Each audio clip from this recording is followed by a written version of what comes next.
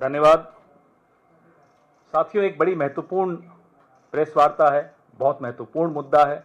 ये मुद्दा इसलिए महत्वपूर्ण है कि हमारे आपके जो एक सबसे महत्वपूर्ण अधिकार है, वोट देने का अधिकार, उस पर एक षड्यंत्रकारी चोट करने का कदम उठाया जा रहा है। हम चुनाव आयोग कहते हैं, लेकिन चुनाव आयोग तो एक मोहरा है।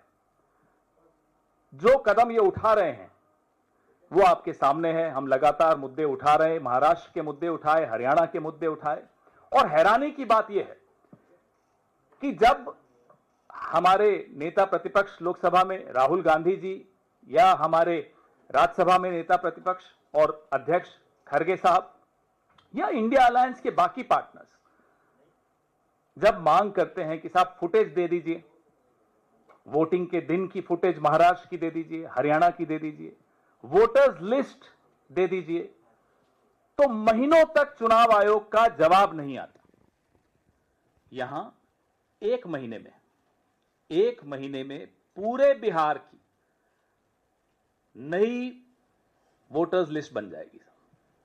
पुरानी वोटर लिस्ट देने में, उसके बारे में सवाल पूछो तो जवाब देने में महीनों लग जाते हैं, जवाब नहीं आता। लेकिन एक नई वोटर्स लिस्ट बिहार में बन जाएगी एक महीने में, मॉनसून के महीने में, जिसके बारे में अभी हमारे साथी पीसीसी अध्यक्ष राजेश राम जी आपको बताएंगे। जो असंभव है, it is humanly impossible to do something like this, लेकिन ये फिर भी जिद पर हैं कि सितंबर के महीने में ये नई वोटर्स लिस्ट आ जाएगी। 8 करोड़ के लगभग, 8 करोड़ है, 8 करोड़, उन सब के कागज जांच हो जाएंगे, सब कुछ हो जाएगा। हैरानी की बात है, हमने समय मांगा चुनाव आयोग से, इंडिया गठबंधन की ओर से मांगा, जैसा कि हमेशा हम मांगते हैं। हमारे कुछ अधिकृत लोग हैं, वो हमारी लीगल सेल में हैं, वो अधिकृत लोग चिट्ठी भेजते हैं, चुनाव आयोग तुरंत जवाब देता है। अब तक जो हुआ था मैं वो बता रहा हूं, और हम मिलने चले जाते, उसमें कोई कंट्रोवर्सी नहीं होती, कोई विवाद नहीं हुआ, अभी तक तो नहीं होता था। अब मुख्य चुनाव आयुक्त की जुबान से अगर मैं बोलूं, if I quote the CEC, अब न्यू नॉर्मल आ गया। ये उनके शब्द है, मेरे नहीं है, और धमकाते हुए लहजे में कहते हैं कि नया चुनाव आयोग है, नया नॉर्मल है। क्या नया नॉर्मल है साहब? नया नॉर्मल यह है कि अब चुनाव आयुक्त तय करेंगे कि कांग्रेस पार्टी से वो किस नेता से मिलेंगे। आप कौन है साहब? आप क्यों तय करेंगे? आप तय करेंगे कि कितने लोगों से मिलेंगे, आप तय करेंगे कि कब मिलेंगे। ये न्यू नॉर्मल है। अब हमें यह नहीं समझ में आया कि मुख्य चुनाव आयुक्त हैं, किसी के प्रति निजी टिप्पणी नहीं है हमारी, उन्होंने एक और परंपरा शुरू की। गुप्ता जी हैं वो, ज्ञानेश कुमार गुप्ता जी, अपना नाम ज्ञानेश कुमार लिखते हैं।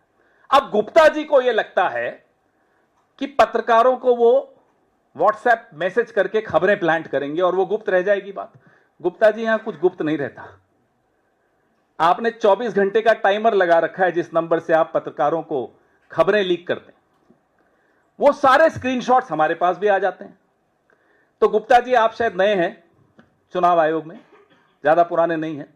मैं आपको आज इस मंच से बता दूं, हम सब हंसते हैं फिर आपके उन संदेशों पर, वो संदेश गुप्त नहीं है गुप्ता जी, ध्यान रखिएगा। अब ज्ञानेश जी को, पूरे चुनाव आयोग को, हर संस्था की बात कर रहा हूं, ना केवल चुनाव आयोग, जो भी लोग आज उन संस्थाओं में हैं, उन्हें यह समझ लेना चाहिए कि उनसे पहले, उनसे कहीं बेहतर लोग उन कुर्सियों पर बैठकर जा चुके हैं, और उनके बाद उनसे कहीं बेहतर लोग बैठने आएंगे। आप क्या विरासत छोड़कर जा रहे हो? आपको अगर लोग याद रखें तो क्या सोचकर याद रखेंगे? क्या यह सोचकर याद रखेंगे कि देश के तमाम विपक्षी दल आपसे वोटर्स लिस्ट मांग रहे थे और आप नहीं दे रहे थे? यह विरासत होगी क्या आपकी? क्या यह विरासत होगी कि आप कहेंगे कि अब वीडियो फुटेज नहीं दिया जाएगा 45 दिन के बाद विपक्ष को? क्यों?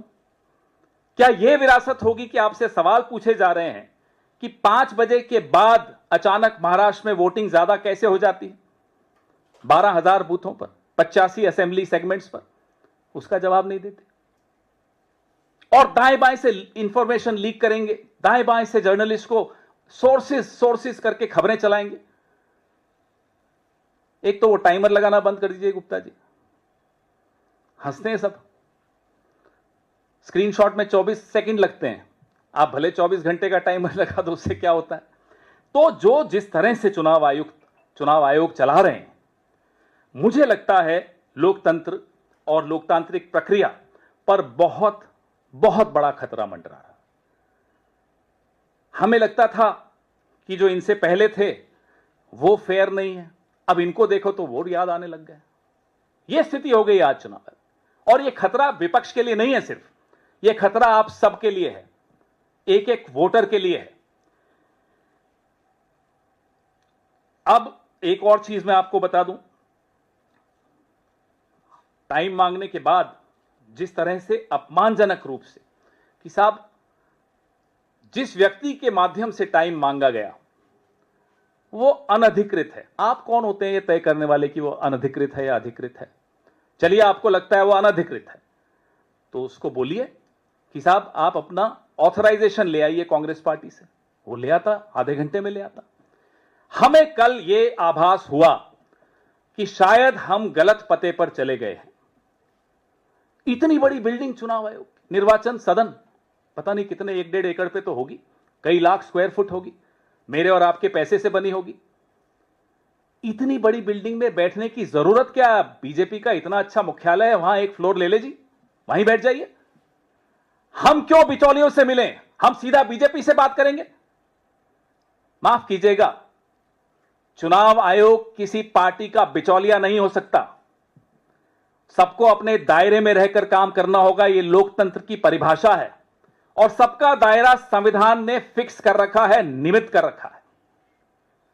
उस दायरे को अगर कोई तोड़ेगा तो देश देख रहा है, देश जानता है कैसे लोगों को अपने अपने दायरे में फिर से भेजना होता है, देश को यह आता है। इसलिए मैं इस मंच के माध्यम से बहुत विनम्रता से, in all humility at my command, मैं चेतावनी दे रहा हूं चुनाव आयोग, यह सत्ता आने जाने वाली चीज है। जब इनके पास 300 सीटें थी तब हम नहीं डरे, ये 240 पे हैं। आप क्यों इनकी गुलामी कर रहे हैं? आप संविधान की गुलामी कीजिए, आप लोकतंत्र की गुलामी कीजिए, आप इस देश के एक एक वोटर की गुलामी कीजिए। ये शाह शहंशाह इन लोगों की गुलामी मत कीजिए। यहां बहुत शाह आए, बहुत शहंशाह चले गए।